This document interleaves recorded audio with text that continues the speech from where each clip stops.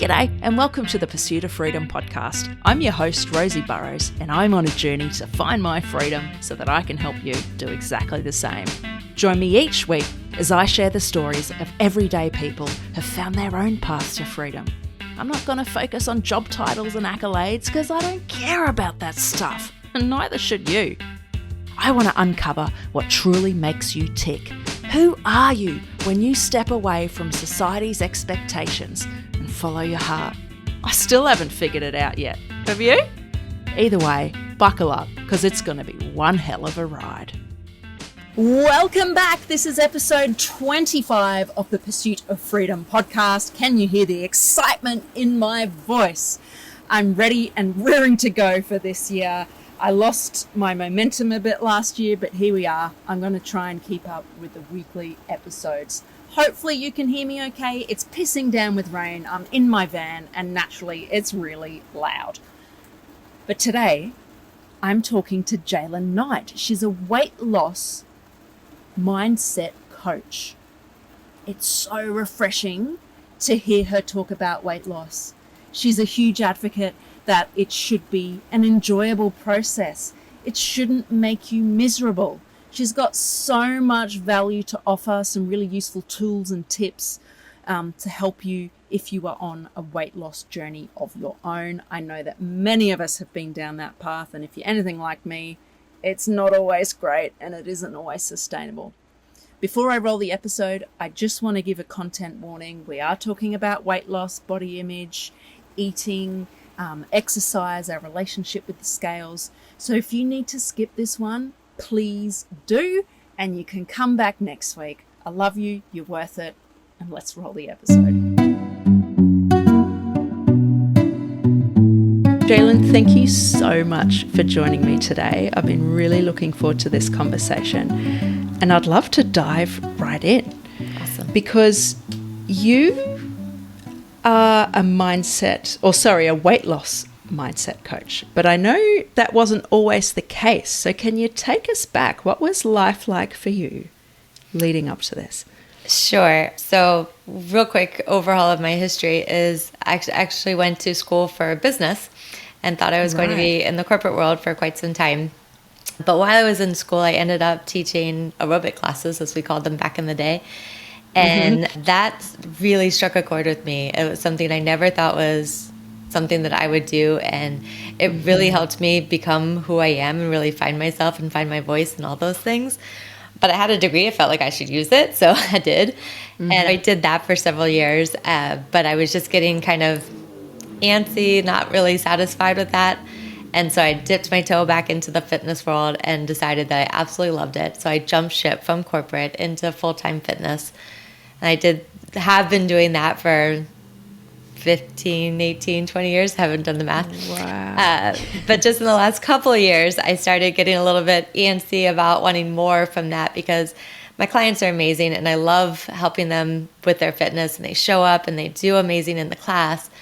But then there's so much more to life outside of a fitness class that I was having trouble connecting and getting them inspired into having a full life transformation. And so I've really gotten into the coaching side of things, which I am just finding so fulfilling. It's just so much more holistic and how much further and deeper and more meaningful I'm able to help women transform their lives. And because I come from such a fitness background and I have so many women come to me with wanting to change their weight, I have also niched into weight loss, but it's very much more about mindset and changing the way you perceive yourself in the world and how you interact with it. And then when you do all those things, the weight comes off. I love it so much. I've had, like many women out there, or most women, I could probably say, I've had my own weight loss journey, right? And it's a bloody roller coaster, I can tell you that. And I think one of the really common things that's pushed is, calorie restriction or even cutting out certain macronutrients out of your diet. Yeah. And I'd love to hear your thoughts on that. Yeah, I have a lot. Yeah, let's hear it. Yeah. So I've had my own weight struggles, and that's also reasons that inspired me into where I've gone. And for so long, I was following what was known, and it was eat more, or eat less. What I wanted to be versus what they were telling me. Eat less, move more. And that was kind of preached into us, even as in full-time fitness worlds. Like that's what you have to get your clients to do. They have to follow these things, and they have to eat this way. And it was nothing about mindset, nothing about behavioral change or how to get anybody to want to make these changes. And it was not fun for me. It was not fun for my clients. And I knew that there was something not right, but it took me a while to sort of figure out how to make it better. And so what we've learned so much is that, like, there's so much about restriction, and so much when you get into that restriction mindset, and we can delve into the neuroscience of it if you'd like, but that it goes against our very nature to want to restrict ourselves and to put ourselves into these uncomfortable situations. And that's why we don't. We fall out of it. We do things that stop it, sabotage it, all those things. And it's completely normal that we would do it that way. As opposed to if you take a very different mindset about feeding yourself with abundance and choosing things that feel good in your body and creating different associations with the things that are actually feel good to you versus just something that like tastes good right now. But when you make these different associations, it's not about you can't have this. It's you can have whatever you want. But now you actually want to choose the things that feel good in your body, which happen to be the whole foods and the things that breathe life into us. And when you're feeding yourself those kinds of things, you're not going to put on weight the way that you did before. If you're already overweight and eating all of the processed things that don't actually feel good in your body, then you will naturally lose that weight. Yeah, I love that approach. I think a lot of us have fallen into the calorie restriction basket. I know for me, like my weight loss journey is just, it kind of repeats itself, right? So in the past, I've definitely got into calorie restriction. That's what everybody says, right? Limit your calories, exercise more, like you were saying. And the weight comes off. So in that sense, it works. You lose all this weight. Like for me, I'd lose it really quickly, like 20, 25 kilos in the space of 3 to 4 months, which probably isn't the healthiest, but the weight comes off. And then you stop the calorie restriction because it's not sustainable. And guess what? The weight comes back on because it doesn't really address Nothing's the changed. Underlying cause. Yeah. And I know there's, what comes to mind is Noom, which I think is an app. And they preach that they have a different approach, but I also know, I'm fairly sure they tell their users to weigh in daily, which to me doesn't seem like the healthiest thing to do. What are your thoughts on this weigh-in stuff? Is that something we should be focusing on? I think it's very individual. So it's your relationship with what it's like to get on the scale. So if you feel that every time you get on the scale, it's going to dictate how you feel that day and how you act and what's going on with you, then that's not a healthy relationship with the scale. And in that respect, I would distance from it. If you can get to the space where you can get on the scale and that's data and you're just tracking data, then that can be very interesting because there's different rules of thought, whether you weigh daily or weekly or monthly or not at all. And any of them can be fine, but it's what's going to work for you. Some people are very, very motivated by the numbers. But because our weights fluctuate so much for so many different things, if you're only weighing in once a month, once a week, things like that, you don't know where you are in that fluctuation.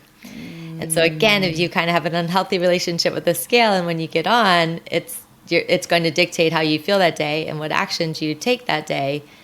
And you happen to get on at the part of the month or, whatever day it was that you were retaining more water or whatever happened, or maybe you ate some more carbs the night before. Like there's so many things, all of our different hormones, like so many things go into what the scale shows that can also really throw you off. Whereas like if you got on the day after, it might show 5 pounds difference. Like it can be that dramatic sometimes. And so in that respect, if you can get to that space where you can just get on the scale, just see the weight and see the trends, and then notice that the trends are moving in the direction you want to, that can be a really healthy space.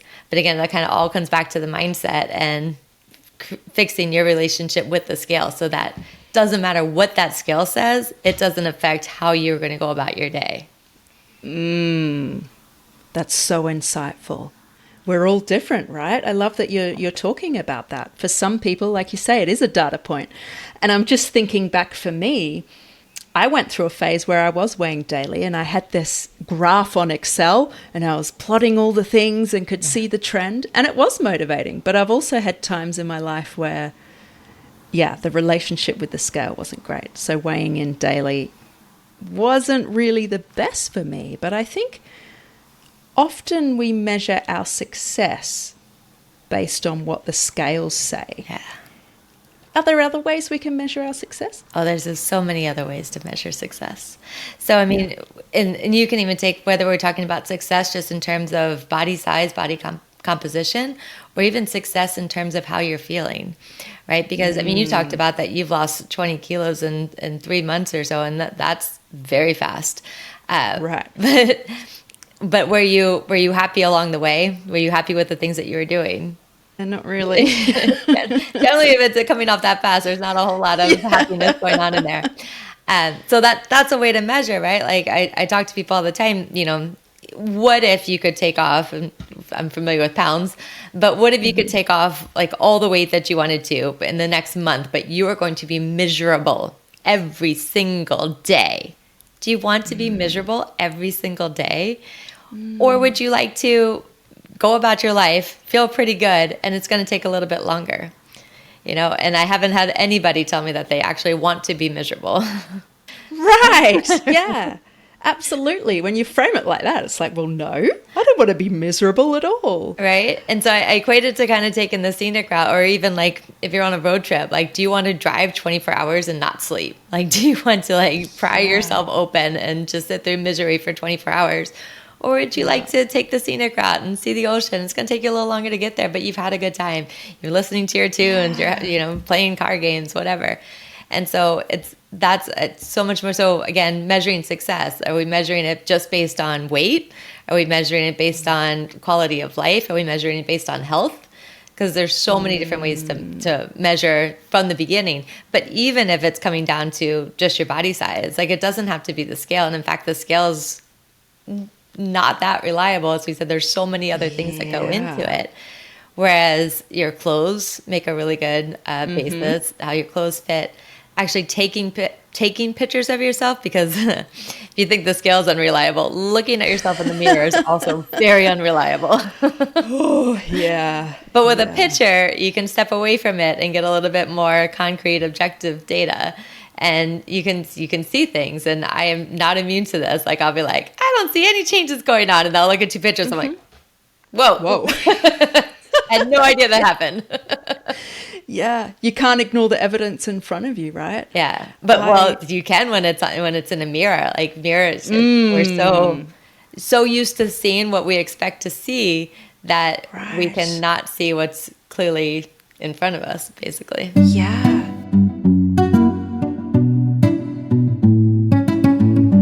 And that makes me think of body dysmorphia, because I think to varying extents, we've probably all had an experience with that. So for our listeners who aren't familiar, can you talk us through what body dysmorphia is? Absolutely.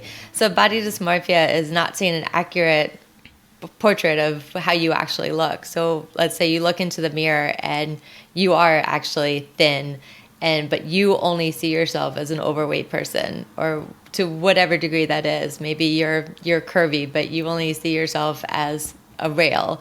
Whatever vision you have in your head, you will see that in the mirror, even though that's not an accurate portrait of what's going on, and that's not what other people are seeing. But we can get so caught up in our own heads, and usually this will come from, especially if we were heavier and we've lost weight, it's very difficult to accept and see ourselves for the new weight that we are. How do we work through that? How do we work through the body dysmorphia to have a more, I'm not sure what the right word is, but a healthier relationship with our body? Healthier, more accurate.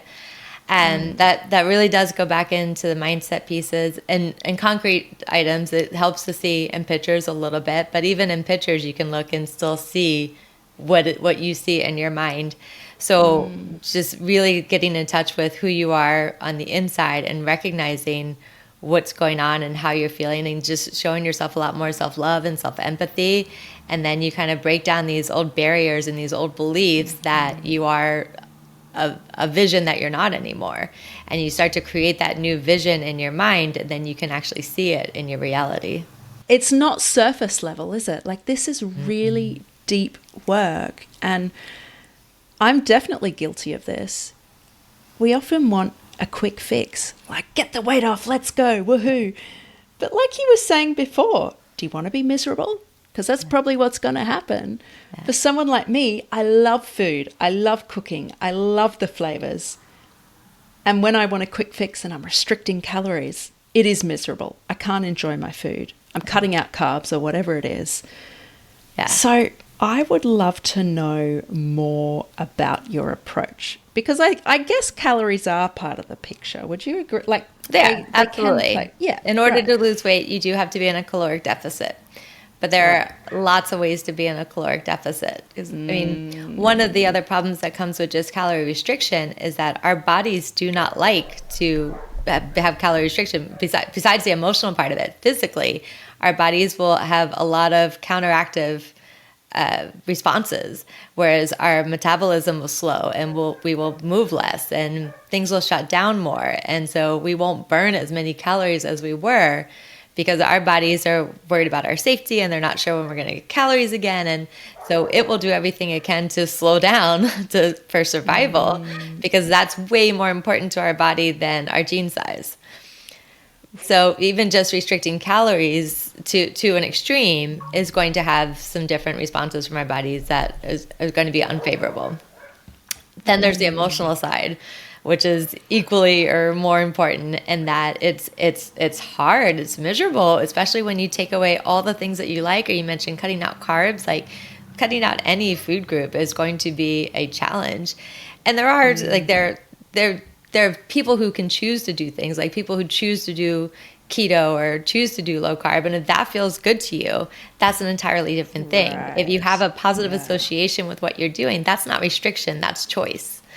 And so when you're making a choice to eat different, or to eat less, or to eat less processed things and more natural things, that's an entirely different experience than restricting yourself, but they're both less calories. Yeah. That's a huge mindset shift, and I guess that's what you do. And I love what you're saying about we have a choice, and this thing of restriction versus, well, hey, actually, this feels really good for my body. Your reason for doing it is very different. So what would you say to people who go, oh, I don't have a choice, I just have to do it this way? Yeah. So the first step is to recognize that they do have choices, right? And part of that is accepting responsibility for the choices you are making, which can be a hard hurdle for some people to get over, but we all have choices. We all make choices. We've all made certain choices that have got us to where we are today. And absolutely no judgment to any of those choices. And lots of different things come up in life that lead us to make the choices that we do. But we are still making the choices. And that's an empowering thing, because it means we can make other choices, as opposed to the fact that we're just stuck with where we are and there's nothing we can do about it. We get to make those choices. They're not always going to be easy, but we can make them easier or harder, right? So we can learn how to make them easier for ourselves. But the first step is really building that awareness and accepting the responsibility, really, that we do have a choice. What do you think about the reasons women want to lose weight? Because I feel like there's a few different ones in there. Yeah. And is there a particular one that is more sustainable or more healthy or more positive than others? Or is it, again, more personalized? Yeah, I think the reason itself is really personalized. My biggest point there is that it's got to be your reason. Right? Like, if you want to lose weight because somebody else is putting pressure on you, or because you feel like you should, or because you saw somebody on Instagram that looked different, or things like that. Like, if it's very external, that's going to be an entirely different experience. But any internal motivation that you have, whether it's for an event or to get healthy or to whatever it is, doesn't matter. If it's important to you, then that's what matters. And then it can be more helpful to have things that are longer term, right? So right. Like I'm familiar with a lot of women, they're like, I'm getting married. I'm like, great, that's congratulations. When is it? They're like, 3 weeks. I'm like, that's awesome. Whereas other women will come and be like, I'm getting married in 6 months and I want to use this as my motivation. I've been wanting to do this for a long time, but now it's even more important to me and I have this time frame, and something like that can be really inspiring. Something I thought of when you're saying that it has to be your reason. I'll share one of my experiences. Please. So earlier this year, I found out I have fatty liver disease, and it's probably because I've gained a lot of weight. My diet isn't the healthiest. And the doctor's advice was you need to limit your fat intake to 10 grams a day. And I left the conversation feeling scared because I wasn't really educated properly by the doctor about what fatty liver disease was and what control I had over it. And also just freaking out, like, how am I possibly going to limit myself to 10 grams of fat a day? I felt so helpless. And the negative self-talk was huge. Mm-hmm. So let's talk about this negative self-talk, because I feel like I'm not alone there. You are not alone, not even close. So what was coming up for you? A lot of shame, like, how did I let it get to this point? Mm-hmm. I'm overweight. I've been eating so badly that I've got fatty liver disease. It felt impossible. I felt really low. I just felt like scum. Like, how could I let myself get here? And how can I even get out of it? Like, it's impossible to limit to 10 grams of fat a day, or at least it felt that way to me. Yeah. And then when you felt that, what kind of ideas did you have about how you were going to move forward or what you could do from that space? Stuff it, I'm going to eat what I want. Exactly. That was a huge one. So very reactive response. And that's actually something I've done a lot in the past. I look at myself in the mirror and I'm disgusted by it. And rather than making some positive changes, I'll just fall into, binge eating has been a recurring thing for me. Mm-hmm. So I'll fall into that pattern. And it doesn't feel good. It does not feel good. But that's a recurring pattern for me. Yeah. And so part of the neuroscience that we get into is really learn about how our brains work and react and things like that. And so when you're into those negative feelings, that shame and that kind of thing, then you don't have access to the part of it. It's an entirely different part of your brain. It's in a more survival mode. That's where those negative emotions are.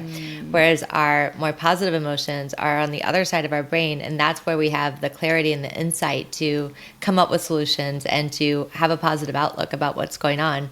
But when you're in that space where it doesn't feel good, then it's going to lead you to do other things that don't feel good. You're going to, and that's how we get into that momentum and that spiral.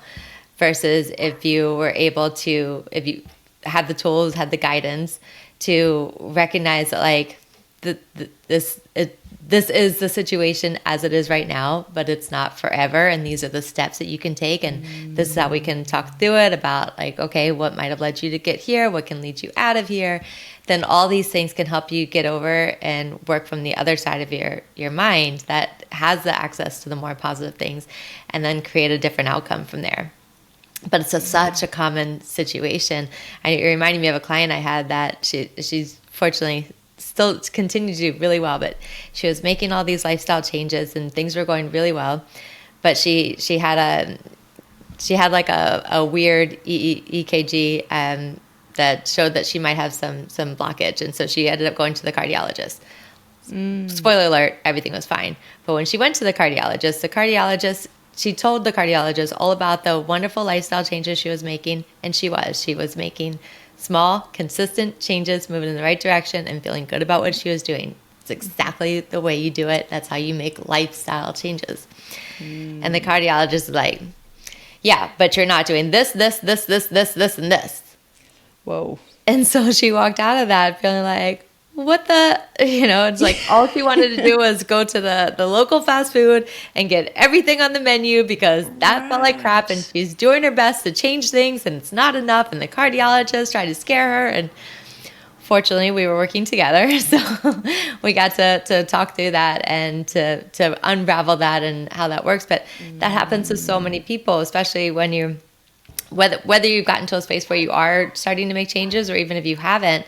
Anytime that negative self-talk comes in, or even if it's preceded by somebody else's negativity, but when we get that negative self-talk on ourselves, it never leads to a positive situation. It doesn't lead to a positive outcome, right? We have to go from the negative into enough of neutral space so that we can get over to a positive space. But if we stay in the negative, that's why we can't hate ourselves into changing, right? If you not long term. Yeah. So maybe like for a short term, you'd be like, I suck. This is awful. I'm going to do these things. Yeah, sure. That's not going to last, right? And it's miserable. I don't want to go down that road. I'm not guiding anybody down that road. But if we get into a space again where we can start to quiet that negative self-talk, start to feel neutral, and then we get from neutral into more and more positive, and then we want to do the things that you want to look for the solutions, want to figure out what you can do, how you can manage, if the 10 grams is even like, if that's a necessity or just something the doctor threw out, right? Because that's the other beautiful part about these doctors is they don't know all the things about nutrition. I was going to say that. Yeah. Like this cardiologist, I wanted to have a chat with her. I was like, how dare you talk to people like this? Yeah. And I think that's really important because I'm sure a lot of us have had similar experiences with health professionals. You've really got to stand up for yourself and do your own research. Just because they're a doctor doesn't mean they know everything. Yeah. When I did my own research about fatty liver, it's not about restricting your fat at all. In fact, if you lose just 10% of your body weight, it makes a huge difference. If you start exercising, it makes a difference. So once I discovered that, I was like, hey, that's achievable. Yeah. Losing 10% of my body weight, okay, I can do that. Yeah. So I really encourage people to do research. It's not about ignoring what health professionals say. I think, it's valid to hear them, but don't take it at face value. Yeah. That doctor who told me limit your fat intake to 10 grams, when I looked at the research, it was actually wrong. Yeah. I mean, it's such a disservice, but I mean, there's better and less good practitioners, all the spaces. So again, it kind of comes back to recognizing we have to accept responsibility for our own choices. Right. You spoke about getting into this neutral stage before you start moving into the positive. How do we start? Is it something we can start by ourselves? Yeah, absolutely. Yeah. And so, so we teach a way that is very accessible. But yeah, it just takes you out of that recurring thought pattern and just gets you into your body for a moment just so you can just get a sense of peace. And it only takes 10 seconds. And they have actually done a ton of research so they can see this on functional MRI machines. Where like the part of your brain that is with negative emotions, when that lights up, you get into these PQ reps and you take that pause, that side quiets down. And then you can light up the side that has more access to your positive emotions. Wow. Yeah. And what I love so much about it is that you don't need to dedicate hours to it, right? Just me doing it for whatever it was, 10 seconds, might have even been less. It made a difference. Because I think a lot of us say we don't have the time. I have a few thoughts on that. But for those people, like, come on, we've all got 10 seconds. Yeah. I think we can invest in that. But let's go back to, I call it an excuse, and I want to hear your thoughts. When people say, I don't have time. Yeah. It kind of comes What back do to you say to the awareness and the taking responsibility for making choices. Because no matter how much time and demands you have on you. One, you do have 10 seconds. I don't believe anybody doesn't have 10 seconds. Yeah. We do recommend trying to practice this up to 15 minutes a day, but in 2-minute intervals, right? And so like I do it when I'm driving in my car, like on my steering wheel. I just like really feel into the steering wheel. And so you can just get so used to this and focusing on it that it can just become part of your day. And so it's not that you don't need to take yourself out. You can still like live your life and focus into doing these PQ reps. So you do have the time. It takes practice and it takes being aware and taking focus. But the time part is that's a choice. You can choose to do it. I agree. And there's a choice when we choose not to do something, right? That's still a choice. Absolutely. And our choices always have a consequence. This time of year, I think this is highly relevant. New Year's resolutions. Yes. What do you think about it? Because I know for a lot of people, there's going to be some weight loss or food-related goals on there. Yeah. So I was just reading up on the fact that there is a psychological study or thing, but there is a thing called the fresh start effect. And so the concept, and it can be anything. It doesn't have to be January 1st. So it's not like we can only do things at New Year's. Right. But we can build on the momentum. So like the fresh start effect, whether like birthdays, Mondays, like these things can give us an extra boost to make the changes that we want to make. But it still goes into making changes that are reasonable and easy enough and not going to make you miserable and that really matter to you. It's like we talked about weight loss goals, whatever intrinsic motivation that you have that's fine. There's no judgment to whatever it is that's motivating you. But if you're just doing it because somebody else has mentioned it, then that's not going to work quite as well for you.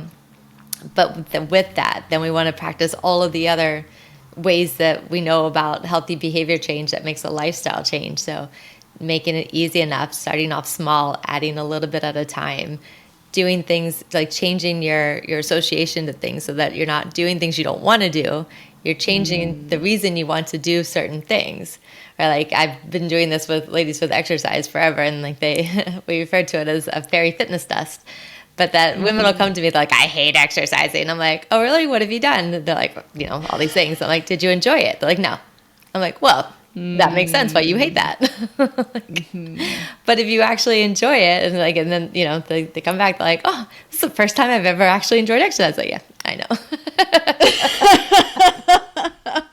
She said humbly. Yeah.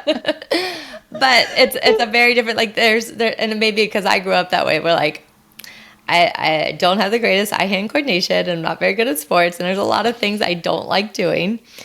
And so it took me a while to find exercise that I enjoyed. And so, but once I found something I enjoyed, then I ran with it. I was like, okay, finally. Yeah. But there's also, there's a different mindset around finding things that you enjoy too. So it's not that we all have to enjoy every single thing, but I do not believe that there's not something that somebody couldn't enjoy in terms of moving their body, as long as you're open to it, which is a different mindset piece.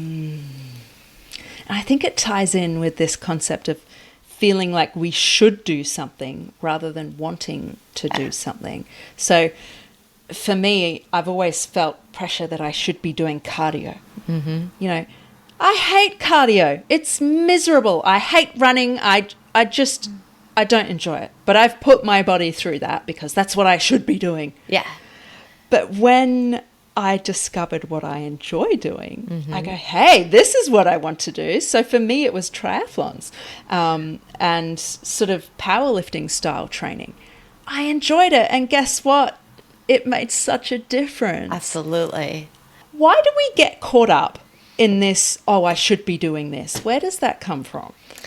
I think it comes from a lot of, I think there's so many shoulds based on society or because somebody else likes it, or somebody else got results on it, then I should be able to do it. All sorts of places. I can't even begin to understand where all the shoulds come from, but I know they're out there. I know a lot better about how to get over the shoulds than where they come from. But I had a similar experience with cardio. Like I hate cardio machines. As a treadmill, it's like, that's the only way that I could be fit, I'd have so many problems. But I love to dance. Dancing is amazing. I would dance for 24 hours straight and like it would just be pure fun. I might be exaggerating there. But dancing is amazing. That is not cardio to me. That is just fun. And am I getting all the cardiovascular benefits? Absolutely. Yay. That's great. Yeah. I think the other piece that unfortunate is that people sort of resign into feeling like they have to do something. Like again, a lot of times, like somebody else, I know this happens with diets all the time. Like, so-and-so lost 30 pounds off of this diet, so it must work. Now I have to do it. Whereas it might have been something that person enjoyed and you don't, or it might have been a crash diet and they lost it, but they're putting that back on too. So like there's lots of other things, but I think so many people are like, well, like, you know, the doctor said I have to run on the treadmill, so like that's what I have to do, as opposed to I'm going to take responsibility for myself and I'm going to keep looking at things until I can find something I like. It's an entirely different scenario. Yeah. And if you keep looking, like there's so many things. Like I just don't think it's possible to not find something that you like. Yeah. And you might not find it on the first try, right? Absolutely, just keep exploring and lead with curiosity. And as you say, there's got to be something out there. Yeah. Yeah, you've got to have a bit of an open mind. And I think the other thing is really setting expectations, because again, it's not like you're going to go from hating exercise to absolutely loving everything you run into necessarily. Yeah. But finding the positive aspects and then changing your association to whatever that is. Like you said that you hate cardio, but triathlons, that's a lot of cardio. That's so true. What a hypocrite. That's what I was thinking. But you know, like you didn't like doing a cardio in a specific way, but you broke out of that box and you're like, oh, I absolutely love doing all these things, these 3 cardiovascular exercises. Right. Yeah. It's amazing. I truly believe we can all find that thing. Just got to give it a go. You don't know. This is cliche, but you don't know unless you try. Yeah. It's been something that's absolutely changed my life. I always knew that I wanted to dance, but I wasn't fortunate to grow up dancing. And so I went clubbing a lot in my college days. That was fun. And then Zumba became a thing. And so at first I was hiring in other instructors to come teach it for me because I was so intimidated to teach it myself. And it kind of worked out in my favor that it wasn't working out with the instructors and timings and things like that. And so I'm like, all right, well, that's not working. I could either cancel this altogether or I could just teach it. And I was enjoying taking it. So I'm like, I don't want to cancel it. And so I started teaching it. And that was just another like quantum leap of absolute joy and wonder and so much fun that I'm really happy that I tested that and went for it. Yeah, that's amazing. It sounds like you've kind of always been an entrepreneur. You did start in the corporate world, but you've done a lot of like fitness training and coaching people and all sorts of things. Did that feel natural for you, making the leap into being your own boss, or how did that happen? Looking back on it, it feels natural. It feels like it was natural the whole time. But it was interesting. I was just having this conversation not that long ago, where in hindsight, it feels like everything fell into place and it was all roses and beautiful and amazing. And I sat and thought about like, it didn't quite feel like that in the moment. Like, now that it's successful, I'm like, oh yeah, it was perfect. Right. But I will say, and so another thing I've come into is, when I first started, when I got into the fitness world, I sort of flew by the seat of my pants and like learned everything on the internet, but I didn't hire coaches at that time. And I made it work out. It was bumpy, but I made it work out. And this time with getting into the coaching, I've actually hired the business coaches and trying to do it a little bit more advised. And for sure, 100%, this is so much easier. Like, I'm glad I'm doing it this way. But what I've learned is, so I'm around so many other entrepreneurs now, I didn't know when I became an entrepreneur what the failure rate was. I did not understand how much people don't usually succeed as an entrepreneur. And I think that was very beneficial. I think that sort of ignorant bliss was really, really helpful for me. Because when I went into it, and when I became an entrepreneur, it was very new with me really understanding the law of attraction. And so for me, for the most part, like I'm not pretending it wasn't bumpy and rocky and I didn't do it the hard way and it could have been easier. Like all those things are true. But I also believe that for all of those things, like my experience of it was actually really quite wonderful. And I think that that was so much of me being led by the law of attraction and my trust in that and just understanding that and going into that. I know I just threw a whole different wrench into what we were talking about, but it had so much to do with what made me feel confident in becoming an entrepreneur. Yeah. And I started in one city and one state, and I grew my business for like a year and a half, and I'm like, I'm moving. And so I started all over again. And but I just remember when I got here, so I had to, if this was brand new, and so I had to find an apartment, I had to put together my business, I had to get the clients, like starting from scratch. And I was just not scared at all. I was just like, that's fine, it'll all work out. And so those are the parts that I remember really well. I also remember those super late nights of doing the hard work and making it work out. I do remember those, but in hindsight, it feels like it was all meant to be in kind of on the easy side. It wasn't in the moment. It wasn't. It's funny how we remember things. Right. But I'm so happy. Like I can't imagine another way at this point. And I've been an entrepreneur for the majority of my career. So yeah, it would be so unfamiliar to go into a different situation. This is a bit of a loaded question, but has life been better since being an entrepreneur compared to how it was before? 1,000%. Yeah. Yeah. Yeah. And even, like I said, there were the rocky times, but to get to where I am now, like nothing is worth not getting here. Like I love here. I love like the majority of my experience as an entrepreneur has just, I mean, it's one of those things that like it feels freeing even when you're working all the time. Like there's that sort of scenario. But really it's helped me become who I am so much. Like I can't even describe the amounts of personal growth that I've gotten as a direct result of the line of work that I'm in. And so, and part of that's probably the entrepreneur and part of that's probably the fitness and the coaching. Like it, it all comes together. Yeah. But I would not ever trade the life experience that I've had going this way. I mean, it must be pretty great if you've been doing it this long. That's a very good indicator. Yeah, I like it. Tell us about this random CD that you received at an EFT retreat. Yeah. I think our listeners will love this story.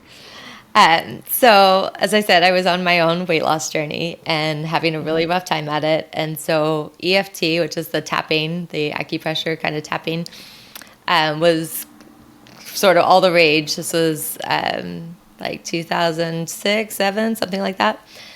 And so I went to a retreat, and it was quite an expensive one, to go to this EFT thing that I thought was just going to change everything for me and like finally make weight loss feel easy and doable. And like I'd finally be able to restrict calories the way they told me to.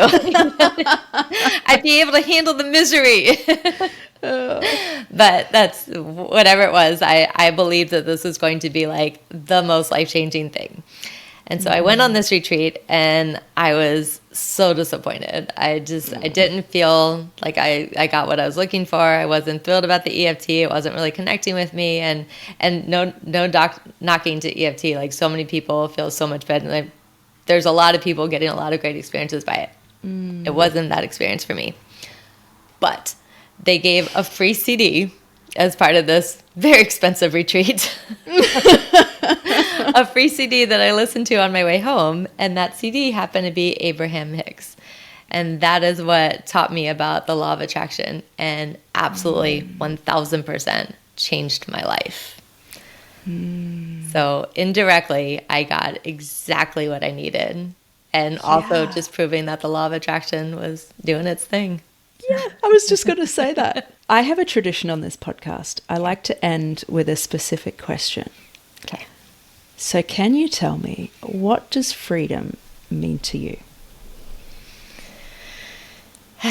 The first word that came to mind was just happiness. I guess, yeah, freedom can look a zillion different ways, but if whatever you're practicing that feels free is going to feel happy. as long as you've got happiness, and I guess it goes the opposite way. As long as you feel happiness, which you have control over, you can be free anywhere. Right. I'm thinking of like Nelson Mandela at this point. I'm not comparing myself to him by any means, but the idea that like if you can still be happy even if you're locked up because you're in control of your own mind. So yeah, I'm going to stick to happiness and make it clear that I'm not comparing myself to. But why not? Like our mindset can make such a difference, even in the most adverse conditions. Mindset Absolutely, can be everything. such a game changer. Mm-hmm. Yeah. Okay. Thank you, Jaylin, so much. It was such a great conversation. Thank you, Rosie. Yeah. Some of the key things that stood out for me is that our weight loss journeys are so individual. Mm-hmm. And an example of that is weighing in. For some people, it's going to work weighing in daily. For others, it's not. Mm-hmm. And that's okay. Do what works for you. There's different ways of measuring success. It's not always the scale. Yeah. Take progress photos. That's been huge for me, actually. I would definitely recommend that. And, it might not be as effective for some people. Mm-hmm. Again, it's individual. It's individual. And something that really stood out is that you need to do the things that feel good. Yeah. And calorie restriction does not feel good. I think we can all agree on that. So find the things that feel good. And, exercising is an important part of it. And just explore. Find the thing that you enjoy. Yeah. Because if you enjoy it, it's sustainable. Yeah. And this whole concept of small, consistent changes. You don't have to do it all overnight. But it adds up. Yeah. When you're doing these small things. Yeah. Yeah. And then the concept you mentioned about coming into a neutral space, that really resonated. I think, just drop the judgment a little bit. Let's be neutral. And, slowly but surely, we will be able to shift into a more positive space. Absolutely. It's a journey. Before we sign out, are there any parting words you want to share? It's mostly women who listen to this podcast. So are there any parting words you'd like to share with them, specifically related to the work that you do in the weight loss space? Well, yeah, I mean, you started to mention it was to let go of that judgment, which can be such a challenging thing to do, right? We all have an internal judge. And so I really think that that's a good space to start with the PQ reps and just doing the 10 seconds of just feeling anything. So you can feel your own fingers, you can feel whatever's near you, your desk, your chair, and just really focusing on what that feels like to just give yourself 10 seconds, 30 seconds away from that judgment voice. If you keep practicing that, then you can let go of that judgment voice because that voice it's not helping you. I think we're so used to having it that we think it's impossible not to have, and that's not true. Right. It's convinced us that we need it and that it will always be there. But I can tell you from my own experience and my practice in this, and from Shirzad Chamine, who designed the practice that I teach, he has researched over 500,000 people that you can absolutely quiet that judge and live a much more positive life. That sounds amazing. Sign me up. Sweet. Now, if people listening want to learn more, I will put Jaylin's contact details in the description. She's got a website and is all across socials. You've shared so much value in this episode, but I know you have so much more to share with others through the work that you do. And honestly, I can't wait to have you back on. I feel like this is going to happen again. That'd be wonderful. Thank you so much. Thank you. If this episode resonated with you at all, could I please ask that you share it with a friend who you think could get value from it? And whilst you're doing that, make sure you follow and subscribe to the podcast so that you never miss another episode. And whilst you're following or subscribing, please leave us a rating, preferably 5 stars, and also a written review. Doing each of these things is going to help this podcast reach more people and impact more lives, which is, at the end of the day, is what we're here to do. Thank you so much. I appreciate you. Remember, you matter, you're worth it, and you are so, so capable. Take care of yourself, and I'll see you next week.